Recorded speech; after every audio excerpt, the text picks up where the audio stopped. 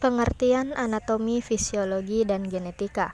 Anatomi berasal dari bahasa Yunani yaitu ana dan tomi, yang berarti memotong atau menyayat atau memisahkan, yang kemudian didefinisikan sebagai ilmu tentang struktur tubuh, yaitu ilmu yang mempelajari susunan tubuh dan hubungan bagian-bagiannya satu sama lain.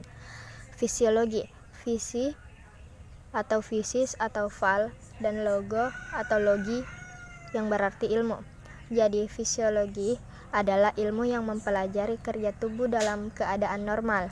Pada fisiologi manusia, maka yang dipelajari ialah bagaimana organ-organ tubuh berfungsi atau bekerja. Definisi genetika dalam banyak buku dinyatakan sebagai cabang biologi yang mempelajari sifat-sifat bakat atau ilmu mengenai sifat keturunan. Pernyataan di atas mengandung arti bahwa persoalan pokok dalam genetika ialah bagaimana suatu persamaan dan variasi diturunkan dari orang tua kepada anaknya.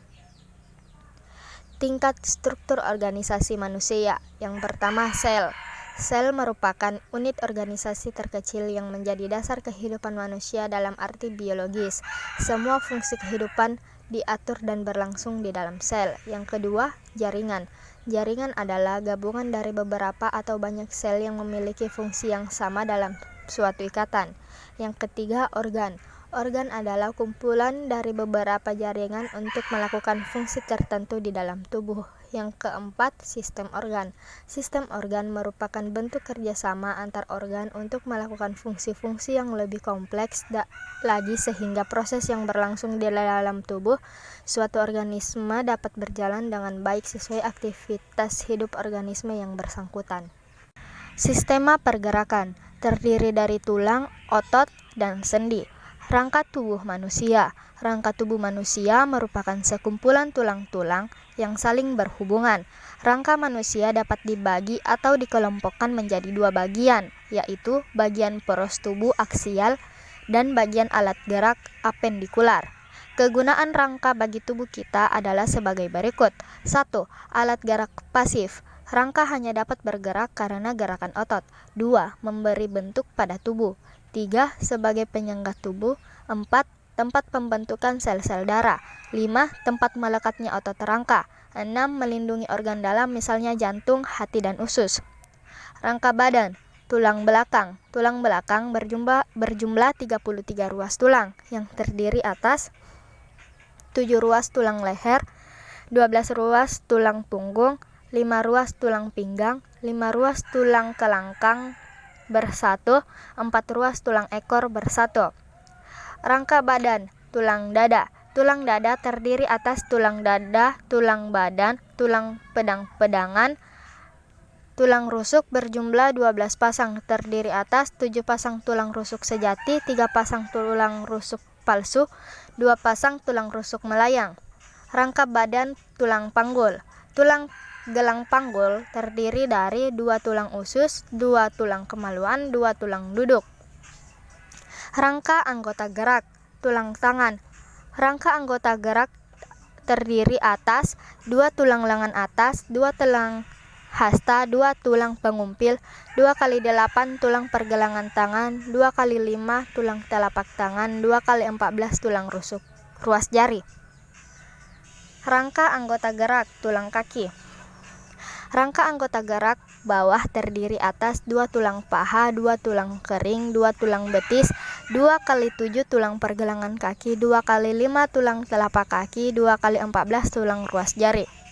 Klasifikasi tulang berdasarkan bentuknya. 1. Tulang pipa berbentuk seperti pipa, contohnya tulang lengan atas, tulang hasta, tulang pengumpil. 2. Tulang pipi bentuknya pipih berupa lempengan, contohnya tulang tengkorak, tulang dada, dan lain-lain. 3. Tulang pendek, bentuk seperti kubus atau tak beraturan dan pendek, contohnya tulang pergelangan tangan, tulang pergelangan kaki, dan ruas-ruas tulang belakang. 4. Tulang tak beraturan. 5. Tulang sesamoid. Jenis tulang berdasarkan strukturnya. Tulang keras, strukturnya keras, tulang belakang, tulang lengan, dan lain-lain. Tulang rawan, strukturnya lunak, terdiri dari tulang telinga, kuping, dan lain-lain. Macam-macam otot. Pertama, otot polos. Otot polos dapat ditemukan di dinding organ dalam seperti pembuluh darah, saluran pencernaan, saluran pernapasan, kandung kemih, hingga rahim. Tak hanya itu, otot polos juga dapat ditemukan pada mata. Yang kedua, otot jantung. Berbeda dengan otot polos yang dapat ditemukan di beberapa lokasi di dalam tubuh, otot jantung hanya terdapat pada dinding jantung dan dikontrol oleh sistem saraf otomatis. Sel otot jantung memiliki garis-garis terang dan gelap yang disebut lurik. Susunan serat protein di dalam sel menyebabkan pita terang dan gelap ini. Sel otot jantung berbentuk silindris memanjang dengan satu inti sel di tengah. Otot rangka. Otot rangka merupakan bagian dari sistema otot yang memiliki kaitan erat dengan sistem muskuloskeletal. Pengertian dari otot rangka adalah jaringan otot yang melekat pada tulang manusia. Otot rangka menjadi satu-satunya jaringan otot yang bisa dikendalikan secara sadar. Pada sistem otot manusia, otot rangka menjadi salah satu yang terpenting karena lokasinya yang berada pada seluruh bagian tubuh. Fungsi otot rangka adalah berkontraksi untuk menggerakkan bagian-bagian tubuh lebih dekat ke tulang yang melekat pada otot. Fungsi otot: 1. Menggerakkan jantung, 2. Mengalirkan darah, yang ketiga menjalankan kerja. Sistema pergerakan terdiri dari tulang, otot, dan sendi. Komponen penunjang sendi: 1. Ligamen, jaringan ikat yang menghubungkan tulang dengan tulang. 2. Kapsul sendi, lapisan serabut yang melapisi sendi dan menghubungkan dua tulang yang membentuk persendian. 3. Cairan sinovial, cairan pelumas pada ujung-ujung tulang yang terdapat pada bagian kapsul sendi. 4. Tulang rawan hialin, jaringan tulang rawan yang menutupi kedua ujung tulang yang membentuk persendian berguna untuk menjaga persendian dari benturan keras. Sendi pada tubuh manusia. Yang pertama, sendi mati, sinartrosis, yaitu sendi yang tidak memungkinkan adanya gerak. Contohnya sendi antar tulang, penyusun tengkorak. 2. Sendi kaku atau ampiartrosis, yaitu sendi yang pergerakannya sedikit atau terbatas. Contohnya pada persendian tulang rusuk, tulang belakang, dan tulang dada. Yang ketiga, sendi gerak atau diartrosis, yaitu sendi yang pergerakannya bebas. Sendi ini dibedakan menjadi 5 macam sebagai berikut. Yang pertama, sendi peluru. Kedua, sendi engsel. Ketiga, sendi pelana. Keempat, sendi putar. Dan kelima, sendi luncur. Gangguan persendian. Yang pertama, dislokasi, pergeseran sendi dari kedudukan semula karena tulang ligamennya tertarik atau sobek. Yang kedua, keseleo atau terkilir, tertariknya ligamen sendi yang disebabkan oleh gerakan yang tiba-tiba atau tidak bisa dilakukan menimbulkan rasa sakit. Yang ketiga, ankilosis, persendian tidak dapat digerakkan lagi karena tulangnya menyatu.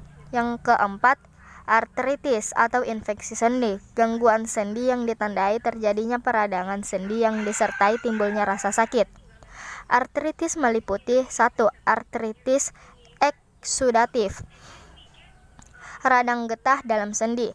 Yang kedua, artritis sika, kekurangan cairan sinovial. Yang ketiga, gout arthritis, gangguan gerak karena kegagalan metabolisme asam urat. Asam urat yang berlebihan akan diangkut oleh darah dan disimpan di dalam sendi kecil.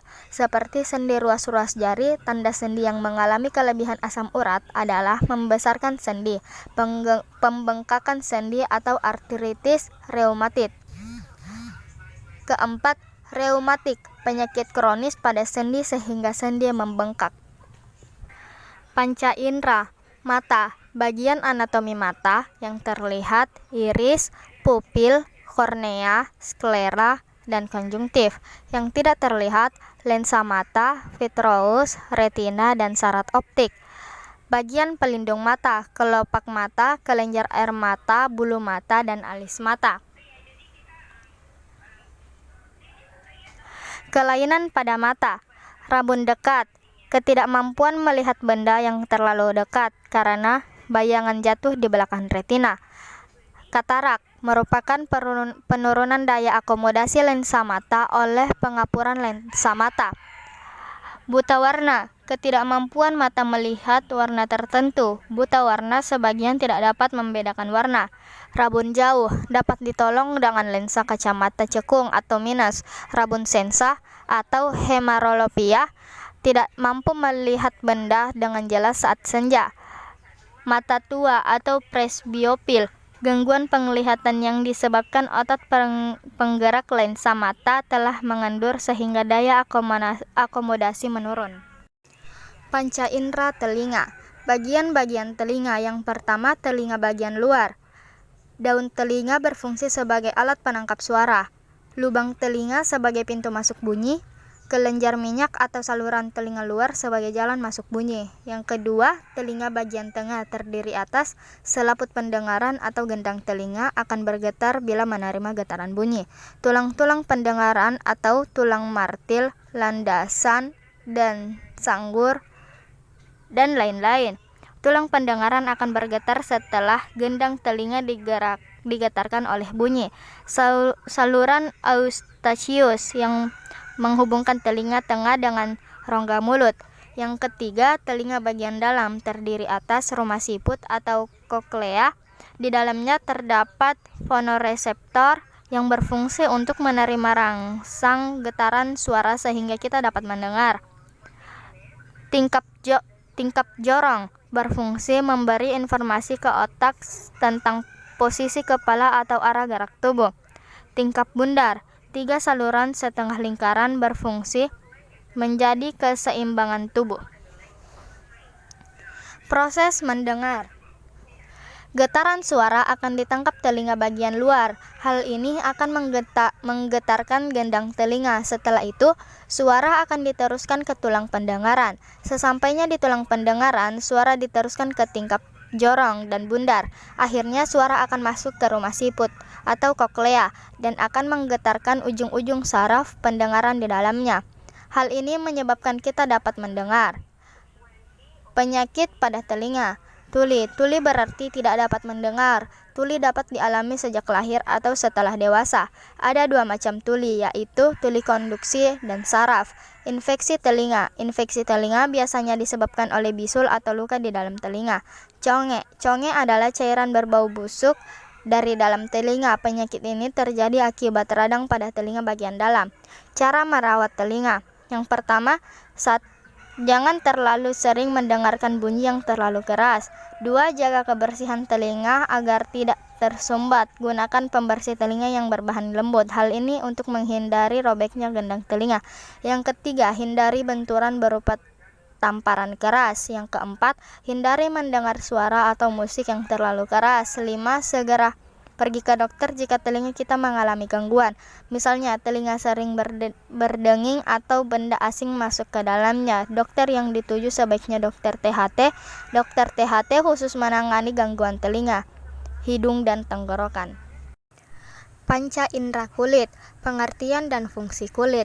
Kulit adalah suatu organ pembungkus seluruh permukaan luar tubuh, merupakan organ terberat dan terbesar dari tubuh. Kulit tipis terletak pada kelopak mata, penis, labium minus, dan kulit bagian medial lengan atas. Sedangkan kulit tebal terdapat pada telapak tangan, telapak kaki, punggung, bahu, dan bokong. Kulit merupakan organ yang menjalankan berbagai macam fungsi, di antaranya yang terpenting yaitu kulit melindungi tubuh terhadap luka. Kulit melalui persarafan sensorik juga bertindak sebagai alat indera. Kulit juga berperan dalam mengatur keseimbangan air. Kulit mempertahankan temperatur tubuh, komunikasi, dan ekskresi. Fungsi utama kulit adalah sebagai indera peraba untuk dapat membedakan dingin dan panas, melindungi tubuh dari kuman penyakit, mengatur suhu tubuh. Caranya dengan mengeluarkan keringat melalui kulit. Saat berolahraga, terjadi pembakaran energi di tubuh. Hal ini membuat suhu tubuh meningkat. Karena itu, tubuh mengeluarkan keringat untuk menurunkan suhu tubuh. Bagian-bagian kulit dan cara merawat kulit. Yang pertama, epidermis, lapisan luar atau kulit ari, tersusun atas 2 lapisan, yaitu lapisan tanduk dan lapisan malpighi. 2. Dermis, lapisan dalam atau kulit jangat, tersusun atas jaringan lemak, kelenjar keringat, saluran keringat, kelenjar minyak, pembuluh darah, reseptor, saraf penerima rangsang. Cara merawat kulit. Gunakan air bersih dan sabun saat mandi. 2. Jangan lupa mencuci tangan sebelum memegang makanan. Ketiga, hindari bertukar pakaian dengan orang lain. Keempat, oleskan baby oil jika kulitmu melepuh terkena air panas. Pengertian dan fungsi sistem koordinasi. Sistem koordinasi adalah sistem dalam tubuh manusia yang bekerja untuk menerima rangsangan, mengolahnya, dan menanggapi rangsangan tadi. Sistem koordinasi yang dimiliki oleh manusia meliputi sistem syaraf, sistem endokrin atau hormon, dan panca indera. Fungsi sistem koordinasi manusia yang mengatur dan mengendalikan kerja sistem organ tubuh yang lain sehingga bekerja sesuai fungsinya. Struktur dan fungsi sel saraf. Sistem saraf pada manusia. Sistem saraf pusat meliputi otak dan sumsum tulang belakang. Sistem saraf tepi, sistem saraf sadar dan otonom atau tidak sadar. Bentuk sel saraf. Neuron unipolar, neuron bipolar, neuron multipolar. Istilah yang akan dijumpai. Neuron konektor atau asosiasi, neuron sensorik, neuron motorik. Komponen sistem saraf terdiri dari sel saraf neuron, sistem saraf pusat, sistem saraf tepi. Sistema koordinasi. Otak manusia. Otak beratnya sekitar 3 kg dan berisi hingga 100 miliar sel. Otak dilindungi oleh tulang-tulang tengkorak. Perlindungan sangat penting bagi otak karena otak merupakan organ vital yang mengatur kerja sistem organ yang lain. Lapisan pelindung otak. Otak selain dilindungi oleh tulang-tulang tengkorak, dilindungi oleh beberapa lapisan pelindung otak manusia. Lapisan pelindung otak tersebut adalah 3 lapisan jaringan ikat yang disebut meninges. Lapisan meninges terdiri dari piameter, lapisan arachnoid, dan durameter. Selain dilindungi oleh meninges, otak manusia dilindungi juga oleh cairan cerebrospinalis. Bagian dari otak. Yang pertama, otak besar atau cerebrum. Otak besar terdiri dari 2 belahan, yaitu belahan kiri dan kanan. Setiap belahan mengatur dan melayani tubuh yang berlawanan. Belahan kiri mengatur tubuh bagian kanan dan sebaliknya. Kedua, otak kecil atau cerebellum. Otak kecil merupakan bagian otak yang berada di bawah lobus. Kepala dibelakangi lobus occipitalis dan berhubungan dengan leher bagian atas. Yang ketiga, batang otak. Batang otak adalah serikat jaringan saraf di dasar otak. Fungsinya sebagai stasiun pemancar yang menghubungkan otak besar ke saraf tulang belakang, serta mengirim dan menerima pesan antara berbagai bagian tubuh dan otak. Batang otak. Batang otak terdiri dari 3 struktur utama, yakni otak tengah, pons, dan medula oblongata. Sumsum tulang belakang. Sumsum tulang belakang yaitu sekumpulan saraf yang membantu kinerja otak terkumpul di dalam saraf tulang belakang yang terlindungi oleh tulang belakang. Sistem ini yang memungkinkan otak menyampaikan perintah pada tubuh. Sumsum tulang belakang atau medula spinalis berada di dalam tulang belakang. Sumsum tulang belakang dilindungi oleh ruas-ruas tulang belakang yang terdiri dari 33 ruas. Fungsi utamanya adalah sebagai pusat gerak refleks. Di dalam sumsum tulang belakang terdapat saraf sensorik, motorik, dan saraf penghubung. Fungsi saraf-saraf tersebut adalah sebagai pengantar impuls dari otak dan ke otak. Sumsum tulang belakang memiliki fungsi penting dalam tubuh. Fungsi tersebut antara lain menghubungkan impuls dari saraf sensorik ke otak dan sebaliknya, menghubungkan impuls dari otak ke saraf motorik, memungkinkan menjadi jalur terpendek pada gerak refleks. Sumsum tulang belakang atau medula spinalis terdiri atas 2 lapisan substansi, yaitu substansi putih di bagian luar dan substansi kelabu di bagian dalam. Berfungsi membawa rangsangan dari seluruh tubuh menuju otak dan membawa respon dari otak ke efektor untuk menanggapi rangsangan. Fungsi ini darat dilakukan karena medula spinalis membentuk percabangan ke seluruh bagian tubuh yang disebut sistem syaraf tepi. Fungsi sumsum tulang belakang yaitu 1. Menyampaikan impuls sensorik dari sistem saraf tepi menuju ke otak.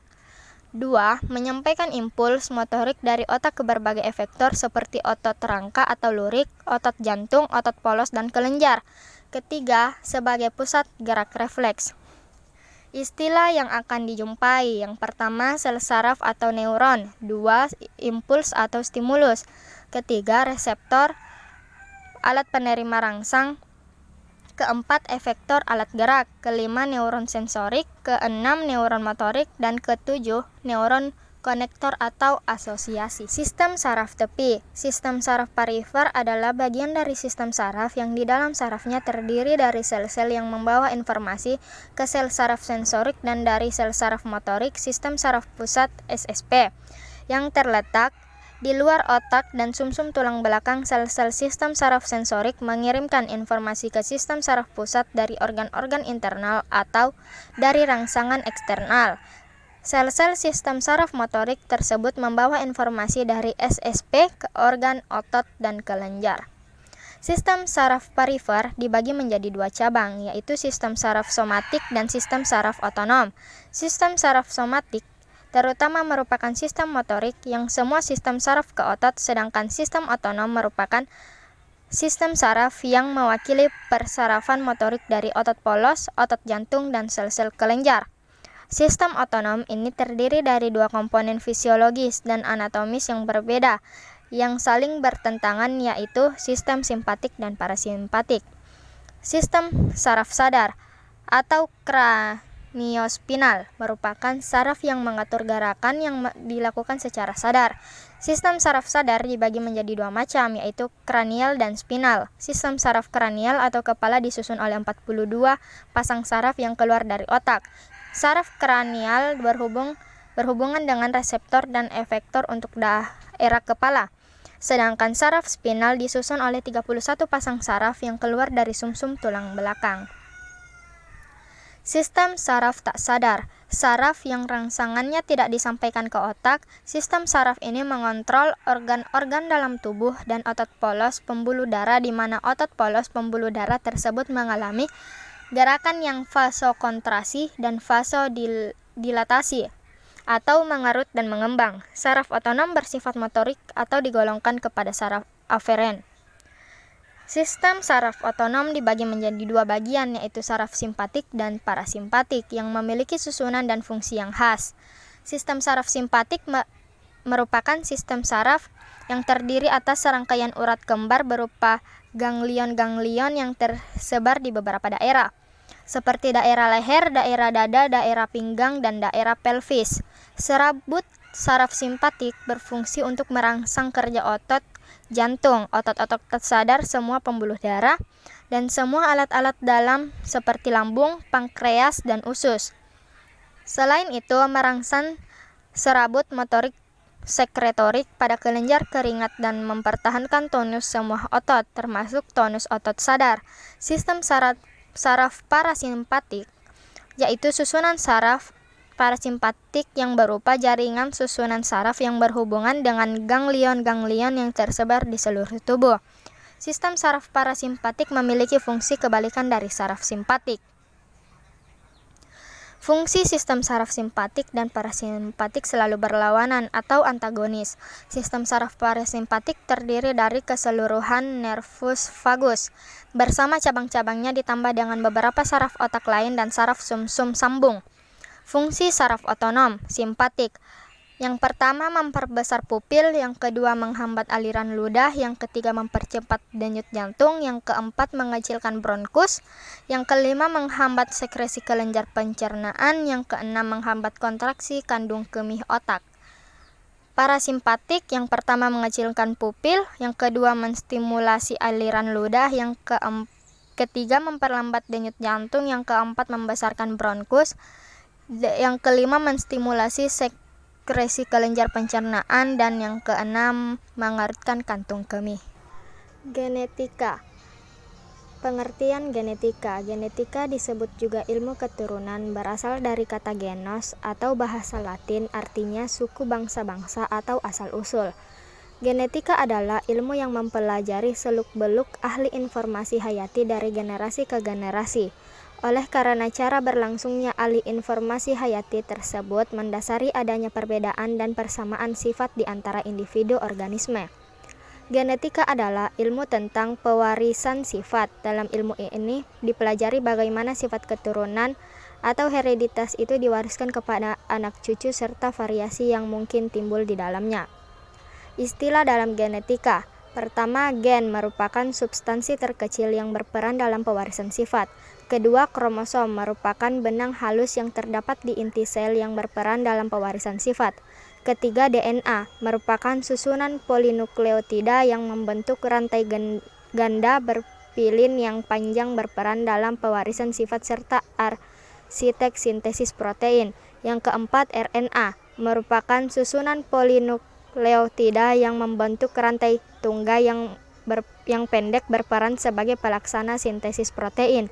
Yang kelima, fenotipe merupakan alat yang tampak pada suatu organisme. Keenam, genotipe merupakan sifat yang tidak tampak dalam suatu organisme. Ketujuh, dominan merupakan sifat yang menang.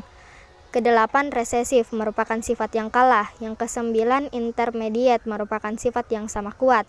Kesepuluh, alela merupakan pasangan gen yang terletak dalam lokus yang sesuai. Kesebelas, homozigot merupakan genotip yang terdiri dari gen dan dengan allele yang sama. Kedua belas, heterozigot merupakan genotip yang terdiri dari gen dengan alel yang berbeda. Ke-13, parental merupakan induk yang melakukan persilangan. Ke-14, filial merupakan keturunan hasil persilangan.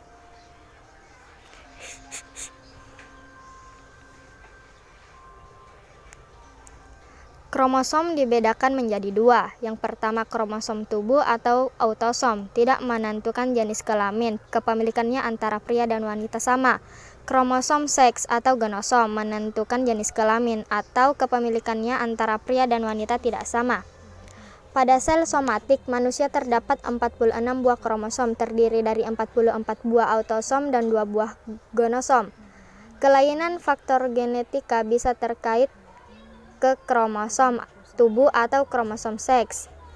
Ciri kelainan karena faktor genetika. Pertama, penyakitnya tidak dapat menular. Kedua, tidak dapat disembuhkan dikarenakan faktor keturunan dari induknya. Ketiga, menghindari pernikahan dengan orang yang memiliki keturunan kelainan genetika. Setiap ada masalah pasti ada solusinya. Begitulah kalimat yang sering kita dengarkan.